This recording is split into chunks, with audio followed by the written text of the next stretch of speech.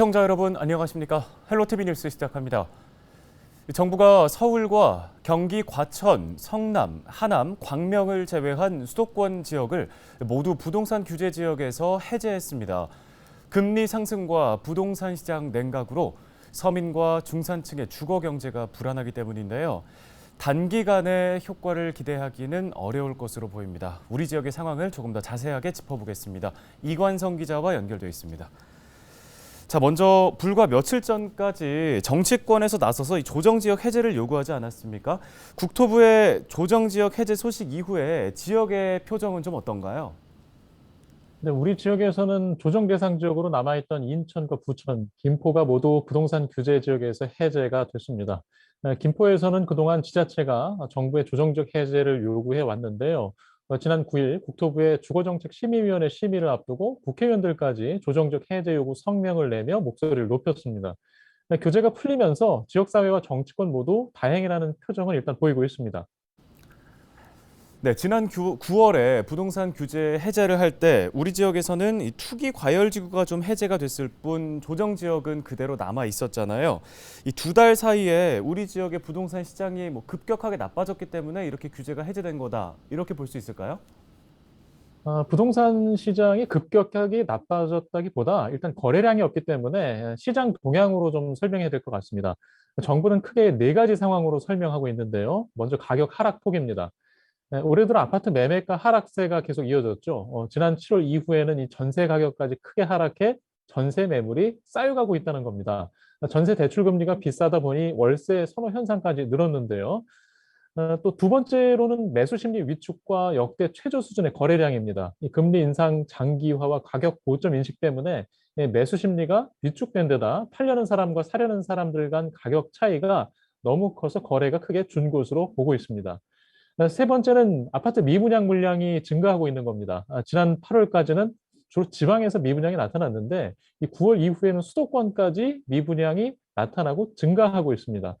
집값이 하락하다 보니 분양가가 비싸다는 인식이 늘고 있는 건데 수도권 일부 도심에서까지 미분양이 물량이 나타나다 보니까 걱정하고 있는 겁니다.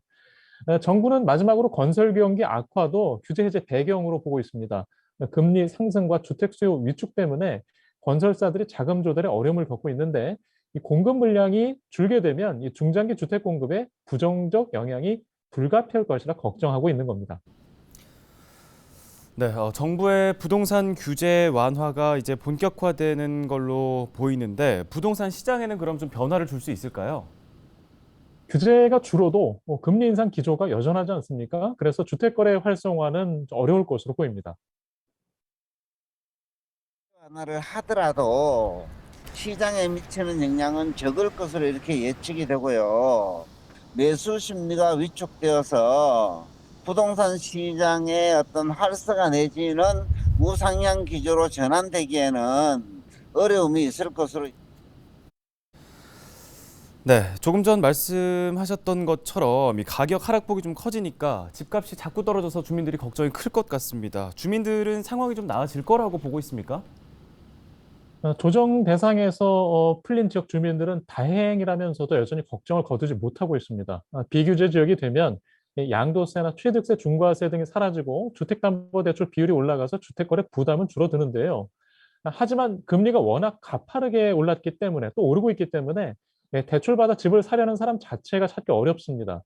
주택거래 활성화는 사실상 기대하기 어려운 실정입니다.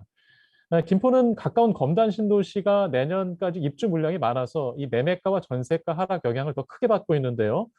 검단 신도시 일부 아파트 단지에서는 이 분양가 수준의 급매물까지 최근 나오기 시작해서 이 고점에서 집을 산 사람들의 걱정을 키우고 있습니다.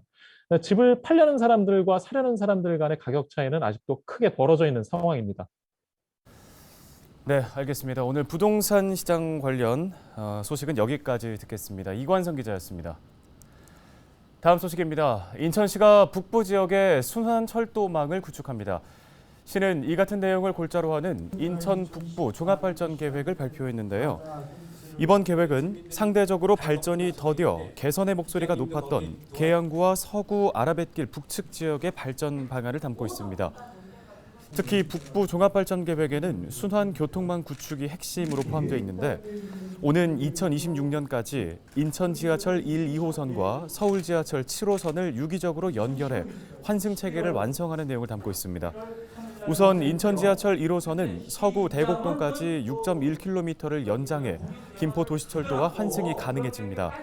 또 2호선은 검단 오류역에서 검단 산업단지를 우선 연결하고 장기 과제로 강화까지 8.2km를 연장하는 방안도 제시했습니다. 인천 3호선은 서구 검단에서 청라, 중동구를 연결하는 노선으로 추진되며 특히 서울 7호선 청라 연장선이 인천 2호선 검단 오류역과 연결되면 북부 순환망이 완성됩니다. 인천시는 사업 타당성 등을 검토하기 위해 내년부터 2025년까지 10억 원을 투입해 도시철도망 구축계획 용역을 수행한다는 방침입니다. 김포시의회와 김포시가 도시철도 혼잡률 개선 대책과 안전사고 예방책을 논의했습니다. 김포시는 9일 김포시의회 원례회의에서 최근 도시철도 혼잡률은 출근 시간 집중 배차로 44%가 줄었으며 2024년 9월까지 차량 5대를 추가 편성하면 혼잡률 50%를 줄일 수 있을 것이라고 설명했습니다. 전동차 증차 전까지는 시범 버스 노선을 투입해 출퇴근 수요를 분산시키는 동시에 역사에 투입된 질서 유지 인원 19명에는 공공일자리 인원 22명을 추가로 투입하겠다는 계획도 덧붙였습니다. 의회는 위기 상황에 실질적으로 대처할 수 있도록 안전요원을 지속적으로 배치하고 역사 내 시설물 배치도 검토해달라고 주문했습니다. 부평 미쓰비시 줄사택에 대한 보존과 활용 방안이 12월 중에 나올 전망입니다. 부평구는 최근 제5차 미쓰비시 줄사택 민관협의회를 열었는데요. 협의회는 지난 4차례의 회의를 거치며 공영주차장으로 계획됐던 미쓰비시 줄사택을 전부 보존하고 구체적인 보존과 활용 방안 마련에 공감대를 형성했습니다. 이번 5차 민관협의회에서도 다수 위원들은 미쓰비시 줄사택 전부 보존 기조를 유지했는데요. 아울러 미쓰비시 줄사택을 주민들의 편의시설로 활용해야 한다는 주장도 나왔습니다. 부평구는 이번 회의를 통해 나온 의견들을 토대로 최종안을 만들어 오는 12월 중 발표할 계획입니다. 인천시 교육청이 내년도 예산으로 5조 3,541억 원을 편성했습니다. 올해 본 예산보다 11.6%인 5,571억 원이 늘어난 액수로 역대 최대 규모인데요. 교육청은 우선 학생 성공 시대를 여는 인천교육이라는 이름으로 5,536억 원을 반영했습니다. 여기에는 디지털 생태교육과 진로, 진학, 직업교육 등이 포함됩니다. 또 기초학력 보장과 학습 코칭단 운영 등 인천 교육 정책에 맞춘 역점 사업으로 343억 원을 편성했고 학교 노후 환경 개선에 6,120억 원을, 무상, 복지 지원비로 6,052억 원을 쓰기로 했습니다.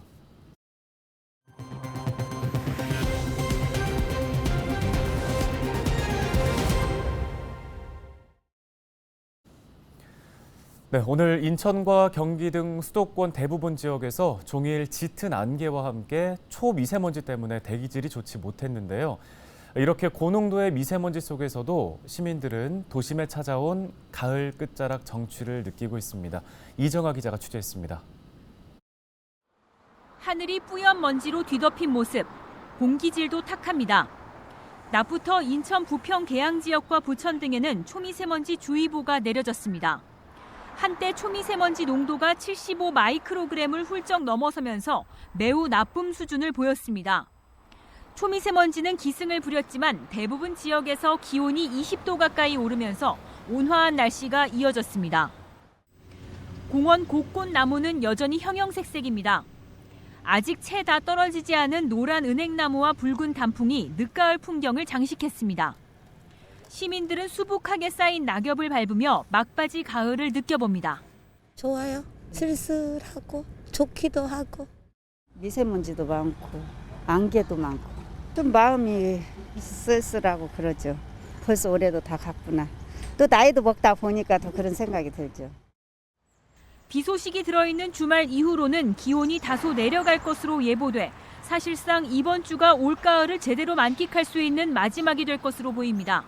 이동성 고기압의 영향으로 비교적 온화한 날씨가 이번 주에 이어졌는데 이 주말에 비가 그치고 나면 북쪽에서 천 대륙 고기압이 확장을 하는데 아주 강한 그 추위는 아니지만 이번 주보다는 기온은 떨어지겠습니다. 다만 비가 내리기 전까지는 정체된 미세먼지로 인해 수도권 일부 지역에서 한동안 답답한 공기 흐름이 이어질 전망입니다. 헬로티비 뉴스 이정합니다.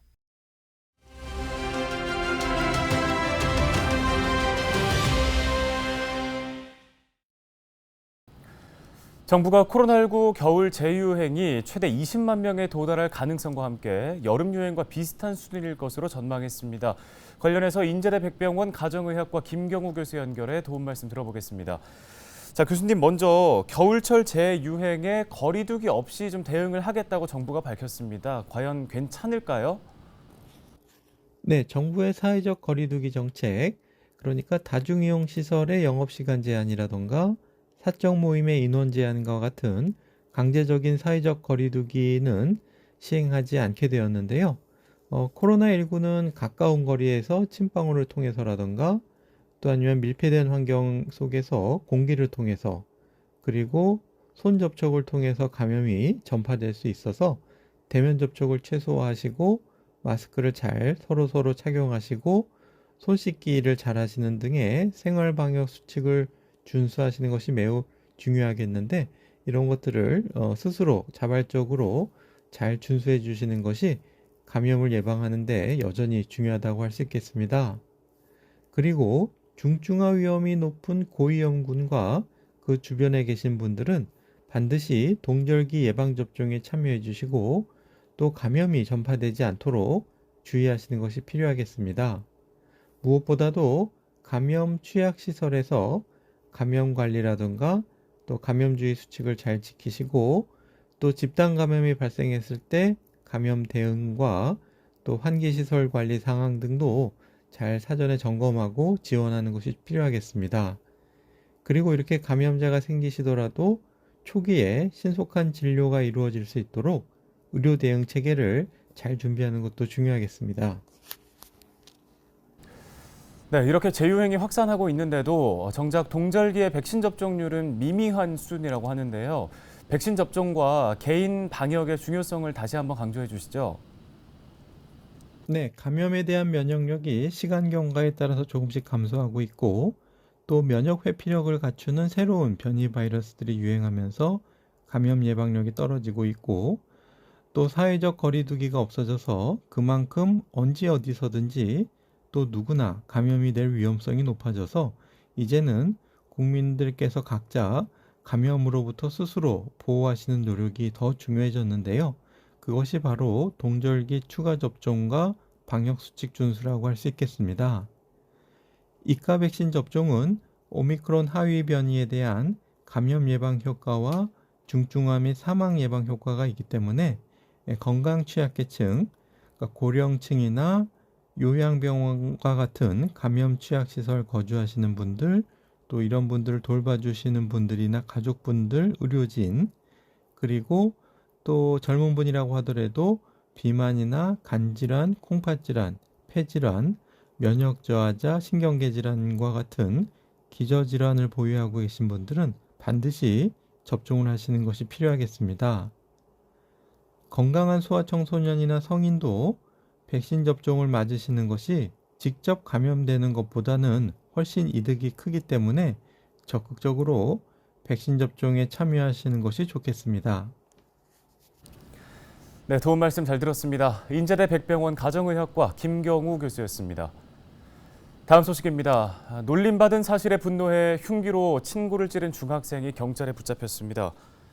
부천 오정경찰서는 10일 상해 혐의로 14살 중학생 A군을 붙잡아 조사하고 있다고 밝혔습니다. A군은 지난 8일 부천 오정구 일대 거리에서 동급생인 B군을 흉기로 찔러 다치게 한 혐의를 받고 있습니다. B군은 옆구리에 부상을 입었지만 생명에는 지장이 없는 상태로 A군은 경찰 조사에서 B군이 놀려 범행을 저질렀다고 진술한 것으로 전해졌습니다. 헬로티비 뉴스 마치겠습니다. 함께해 주신 여러분 고맙습니다.